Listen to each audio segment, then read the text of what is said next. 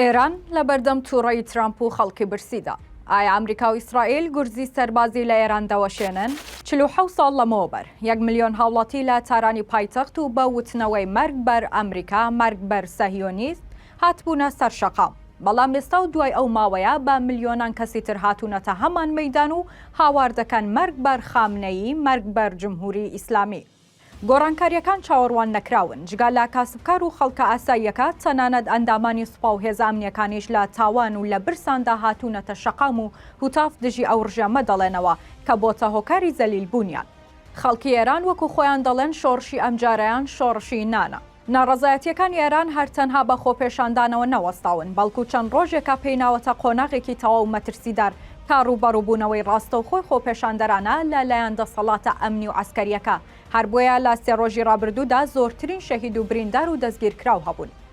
ئەمجارە تەنها کورد نییە کە ناڕازی و تووڕەیە، بەڵکو سەرجەم گەلانی ئێران تەنانەت بەو شارانەشی کە بە شارە مەسەبیەکان ناسراون وەکو قوم و مەشەد هاتوونەتە سەر شەقامەکان و هاوار دەکەن مەرگ بەر خامنەیی. هەموو چاوەکان لەسەر کۆشکی سپین. لەم 2 ڕۆژەدا دۆناڵد ترامپ بڕیار دەدات کە سیستەمی داهاتووی وڵاتەکە چۆن دەبێت. ئایا پشتیوانی ناڕەزایەتیەکان دەکات کە وەک خۆی دەڵێت یاخود تەنها لە چوارچێوەی داواکاری دانووسان هەڵوێست دەگرێت؟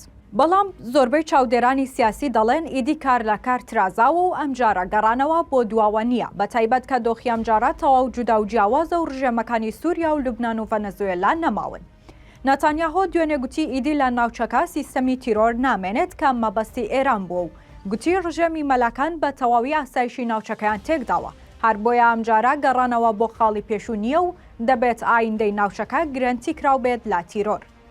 لەسەر داوای خامنەیی و لا ترسی تونتربوونی ناڕەزایەتیەکان و ئەگەرەکانی ڕووخان و داڕمانی دەسەڵاتەکە، سوپای پاسداران و ئیتلاعات لە تەواوی وڵاتدا قەسابخانەیەکی گەورەیان دروست کردووە و با پێی زانیاریەکانی میدیا ناوخۆیەکان لە 3 شەوی ڕابردوودا نزیک 1000 کەس کوژراون.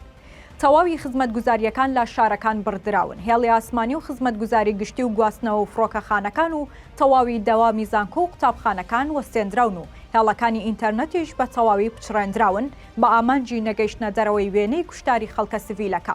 هەر بۆیە ترامپ گوتی قبوڵی ناکەین خەڵکی سڤیل دەکوژرێت. ئەوەی لە هەمووی جودا و جیاوازترا لە خۆپێشاندان و شەپۆلەکانی ئەمجارە ئەوەیە کە هیچ ڕوتێکی سیاسی خەڵکی هەن نەداوە و نەیجوڵاندن و هیچ وڵاتێکیش دەستی لە پشتیان نییە، بەڵکو تەنها برسێتی و بێکاری لە ڕادەبەدەر لە وڵاتە. ئەم هەفتەیە تەواو یەکلایکەرەوە دەبێت بۆ ئێرانیەکان و ڕژێمەکە کە ئایا ئەوانیش وەکو سووریا و ڤەنەزوێلایەکان ڕزگاریان دەبێت لە دیکتاتۆرەکە یاخود ڕژێمەکە بە زەبری ئاسن و ئاگەر ناڕەزایەتیەکانی برسیەکان دادەمرکێنێتەوە.